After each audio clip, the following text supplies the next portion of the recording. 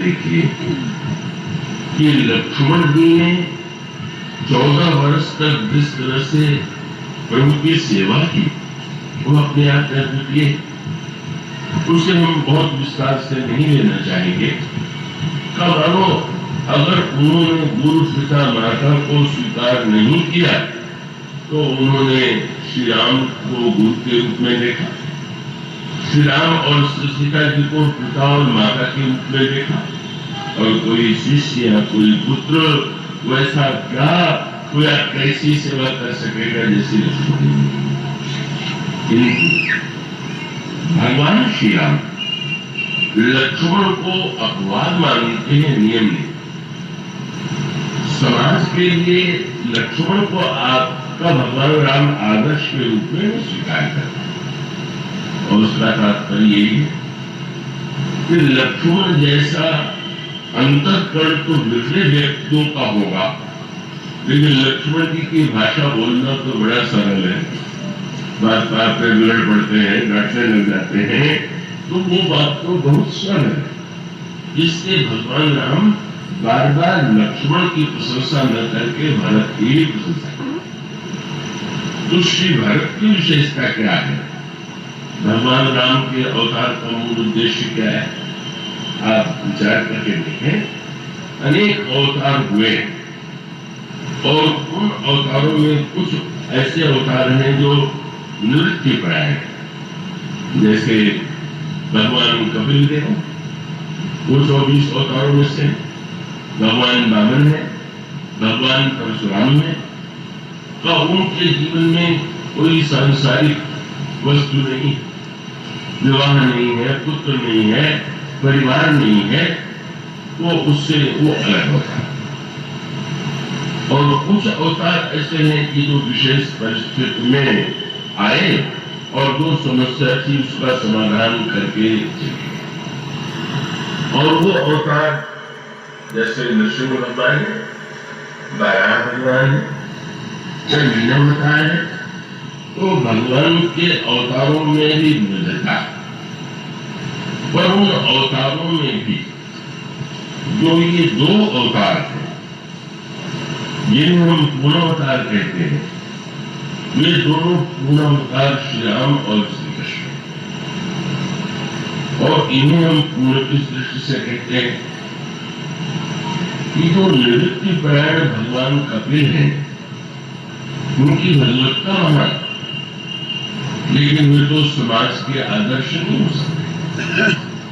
उन्होंने सब कुछ छोड़ दिया है, निवृत्ति के मार्ग को स्वीकार किया है। तो निवृत्ति के मार्ग की श्रेष्ठता में संदेह नहीं है, पर समाज में क्या ये निवृत्ति का मार्ग जो है इस सबके लिए उपयोगी है क्या? और इसलिए भगवान राम और परशुराम जी के संदर्भ में भी विचार करके देखें, दोनों ही भगवान के अवतार हैं, पर अवतार होते हुए भी क्या भिन्नता है? और उसको गोस्वामी जी ने बड़ी ऐसी पद्धति में लिखा है कि उसको पढ़ के प्रकार का मनोरंजन भी लोगों को मिलता है, पर गहराई से बैठ करके विचार करें तो बहुत बड़ा श्लोक सामने आता है। और वो ये है कि वस्तुतः निवृत्ति से व्यक्ति स्वयं तो महान हो जाता है, लेकिन प्रत्येक व्यक्ति न तो निवृत्ति परायण हो सकता है और न तो निवृत्ति परायण होने की प्रत्येक व्यक्ति को आवश्यकता है। तो हम पूर्णावतार किसे कहते हैं? का उसका अभिप्राय है कि एक सन्यासी हमारे लिए वंदनीय है, पूजनीय है, लेकिन इतना होते हुए भी का आप एक वर्णन पाएंगे, सन्यासी का जीवन एक भिन्न प्रकार है और गृहस्थ का जीवन भिन्न प्रकार का है। बल्कि गोस्वामी जी ने एक ही दोहे में दो परस्पर विरोधी बात की। उनका सोचिए, गृही जो मोह बस करे कर्म पथ त्याग, वह गृहस्थ शोक करने योग्य है जो मोह के कारण कर्तव्य पथ का त्याग करे। और उत्तर उलट के सन्यासी के लिए पर मनुष्य को, व्यक्ति को तो इस प्रपंच में ही रहना है, व्यवहार का ही निर्वाह करना है। पर जब सन्यासी की बात जो कहते हैं तो कह देते हैं, सोचिए जटिल प्रपंच। अगर कोई सन्यास लेने के बाद भी प्रपंच में ही पड़ रहे और विगत विवेक विराग, वैराग्य और विवेक को छोड़कर के प्रपंच में लग जाए तो वो शोक करेंगे। और उसका अभिप्राय यह है कि वो तो प्रपंच छोड़कर के ही आया हुआ है और वहां आकर के भी वही प्रपंच अगर वो पाल ले तो सन्यास की तो कोई सार्थकता नहीं। वो हमारे बड़े ही बंधनीय संत थे जिनके चरणों में भी लाने का सवाल मिला था, श्री जी महाराज। उनके तो बहुत बड़ी संख्या में भक्त थे। किसी गृहस्थ भक्त के यहाँ कन्या का विवाह और उन्होंने कहा कि महाराज आप पधारे शिष्यों के सहित और आपके आए बिना तो हमारे कोई कार्य ही पूरा नहीं होता। तो बाबा ने उस समय विरोध में बहुत सुंदर उत्तर दिया, उनका मेरा आशीर्वाद है, तुम जाकर के दुआ करो।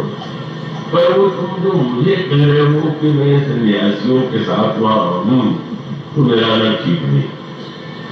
क्यों है? तो बात उन्होंने लगा कि विरोध में कहीं पर तो सही।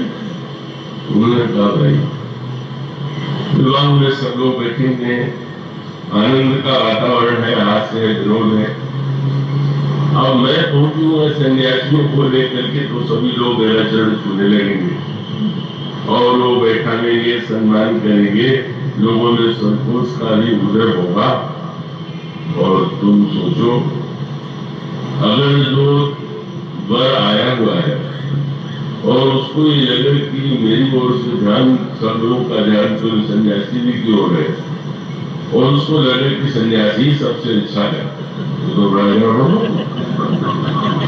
अगर सन्यास की प्रेरणा उसको मिल गई तो ठीक नहीं। और फिर उन्होंने कहा कि दूसरी ओर समस्या है तो ठीक है, मेरी बात सुनने पर मेरे साथ इतने सन्यासी जाएंगे और वो विवाह का जब रंग देखेंगे उनको लगे क्या बताते इस चक्कर में फंस गए, यहाँ क्या बहुत मस्ती है। तो इस प्रसंग में तो हम लोगों का न मिलना ही था। तो बाबा ने जो बात कही वो की ही नहीं है। उसका अभिप्राय ये है कि उन्होंने स्वीकार किया कि वो सन्यासी का अपना महत्व है, लेकिन वो कोई आवश्यक तो नहीं, हर प्रसंग में ही वो आदर्श हो। आप में से शायद बहुत से लोग इस बात को जानते हो न जानते हो, आजकल तो श्राद्ध पक्ष चल रहा है तो श्राद्ध पक्ष में ये बात आती है कि भगवान शंकराचार्य जब शास्त्रार्थ करने के लिए मंडन मिश्र उस समय सबसे बड़े मीमांसा के विद्वान थे, धर्मशास्त्र के सबसे बड़े आचार्य थे और उन्होंने सुना कि वो सर्वश्रेष्ठ धर्म के व्याख्याता है तो शास्त्रार्थ करने गए और उस समय मंडन मिश्र जो थे वो श्राद्ध करने, श्राद्ध पक्ष था और श्राद्ध करने के लिए बचे हुए। और उस समय जो ही शंकराचार्य जी वहां आ गए तो मंडन विश्व को महान खेल हुआ, बड़ा बुरा लगा और वो वहां पर ही शास्त्रार्थ का प्रारंभ हो गया जो वो बहुत मनोरंजक विवाद था। पर उसका भी रहस्य इस शास्त्र का ये कथन है कि श्राद्ध में सन्यासी को नहीं बुलाना चाहिए। सन्यासी विश्व बंधे है वाले सारे आश्रमों में श्रेष्ठ है, पर सन्यासी को श्राद्ध देंगे और उसमें बोल में भी वही तत्व है कि आप श्राद्ध कर रहे हैं अपने पितरों का, पिंडदान दे रहे हैं। और सन्यासी माने जिसने पिंडदान से छुट्टी पा लिया, एक दो वीक का त्याग कर दिया है तो पिंडदान नहीं करता। तो मानो पितरों को भय लगता है कि भी आ गए हैं, पता नहीं आगे पिंडदान मिले कि न मिले, नहीं ऐसा वेदांती न बना दे कि वो न दे। तो शास्त्र की मर्यादा बड़ी अलग है। प्रत्येक व्यक्ति की भूमिका अलग है। उसका मूल तत्व ये है कि एक ही व्यक्ति समान रूप से सबका सब समय आदर्श नहीं होता। और तब ईगो जैसे लक्ष्मण जी का चरित्र है, तो लक्ष्मण जी का चरित्र तो एक दृढ़ चरित्र है। मछली उपदेश से किसी को न तो मछली बनाया जा सकता है और न तो मछली को उपदेश देकर के उससे बनाया जा सकता है। किंतु भगवान राम श्री भरत को ही समाज के सामने रखना चाहते हैं। भगवान राम का उद्देश्य ये है कि वे लोक कल्याण के लिए तो जो चरित्र आदर्श है, जो होना चाहिए, वो चरित्र तो भरत है। तो श्री भरत के चरित्र की विशेषता ये है कि 14 वर्ष तक जिन्होंने राज्य का पालन किया, कर्तव्य कर्म का पालन किया, और वो पूरे चरित्र में जिस तरह से उनके आप कर्तव्य कर्म का प्रक्षण पालन देखेंगे तो वो सचमुच अद्वितीय। किंतु सूत्र क्या है जिसकी चर्चा कल की जा रही थी अभी, और वो ये है कि व्यवहार का जो मूल है वो क्या है। व्यवहार के नाते लोगों को प्रसन्न करने के लिए, लोगों को संतुष्ट करने के लिए किया जाना चाहिए कि व्यवहार का लक्ष्य कुछ और तब रामायण में सूत्र यह है कि श्री भरत ये कहते हैं कि पहले चित्रकूट चलेंगे का अयोध्या में रह करके वे कर्तव्य कर्म का पालन करने के लिए प्रस्तुत नहीं है, तो वे चित्रकूट जाते और चित्रकूट से लौट करके उन्होंने 14 वर्ष तक कर्तव्य कर्म का पालन ही तो किया। नहीं तो पूजन दोनों एक साथ चल रहा है। कभी बहुत पूजा करते हैं तो वो भूल जाते हैं कि और भी हमें कर्तव्य कर्म का पालन करना है। जो कर्तव्य कर्म को ही सब कुछ माने रखेंगे उनको लगता है कि पूजा पाठ के लिए समय कहा। श्री भरत कहाँ रहते हैं, क्या करते हैं, और वही रामचरितमानस का दर्शन। श्री भरत चित्रकूट में बने, अयोध्या गए, गृहस्थ नगर में रहता है और त्यागी वन में रहता है। तो अब वन में रहे कि नगर में रहे, त्याग करें कि संग्रह करें, कर्तव्य कर्म का पालन करें कि सब कुछ छोड़ करके केवल ईश्वर की प्राप्ति का प्रयत्न करें। और तो बड़ा मीठा संकेत है। चित्रकूट में गए और प्रभु ने आदेश दिया तो लौटे, पर वो अयोध्या में भी नहीं गए। वो कहाँ रहे, नंदी ग्राम में रह करके, वहां से रह करके वे राज्य का संचालन करते। इसके अर्थ पर आपने दृष्टि डाल, कहाँ रहना चाहिए, चित्रकूट में या अयोध्या में, त्याग की भूमि में कि संग्रह की भूमि में, गृहस्थ की भूमि में कि परमार्थ की भूमि में। और गोस्वामी जी ने बाहुली रामायण के घोड़े में बड़ा सुंदर दोहा लिखा। उनसे किसी ने पूछा, महाराज आप कहें तो हम घर बार छोड़ दें,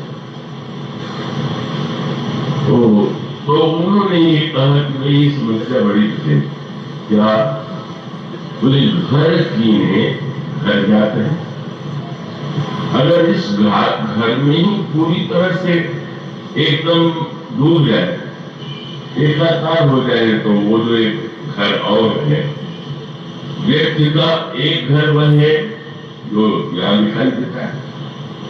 और आप तो ये पढ़ते हैं कि भगवान के धाम में भक्त जाते हैं, ये धाम माने धाम का भी अर्थ है। तो वो स्वामी जी कहते घर कीने घर जाकर, और घर छाड़े घर जाए। अगर इस घर को छोड़ दो तो भी तो भाई घर चलाएंगे, तो महाराज जी तो बड़ी पहेली हो गई। घर कीने घर जाते हैं, घर छाड़े घर जाए, तो मैंने कहा रहे गुरु तुलसी घर वन बीच भी रही प्रेम फूल छाया। घर और वन के बीच में प्रेमपुर में निवास किया, और ये प्रेमपुर माने नंदीग्राम। उसका अभिप्राय है कि भगवत प्रेम में हम निवास करें, और उस वहां पर स्थित रह करके श्री भरत जी क्या दिन रात केवल माया जप करते हैं, क्या श्री भरत केवल पूजा करते हैं? वो समझिए नित्य पूजन प्रभु पावन प्रीति में हृदय मांग आयस करत राग कार्य हो। 14 वर्ष तक श्री भरत ने अयोध्या के पूरे राज्य का संचालन किया। उसका सूत्र एक ही है, और वो सूत्र ही रामचरितमानस का मूल सूत्र है। तो उसका अभिप्राय है कि कर्तव्य कर्म का जो आप निर्णय करेंगे वो कैसे करेंगे, आपका क्या कर्तव्य है, और कर्तव्य में कौन सा कर्तव्य सही है और कौन सा कर्तव्य सही नहीं है। और तब उसका उत्तर यह है जो श्री भरत के चरित्र में है। श्री भरत उन पादुकाओं से आज्ञा लेते, और पादुकाओं से आज्ञा दे करके सब राजकार्य का संचालन करते। मानो एक ही लोग होते हैं, परमार्थ और व्यवहार दोनों का सामंजस्य है। किंतु वहां श्री भरत का चिंतन हुई, और वो बड़ी महत्व का चिंतन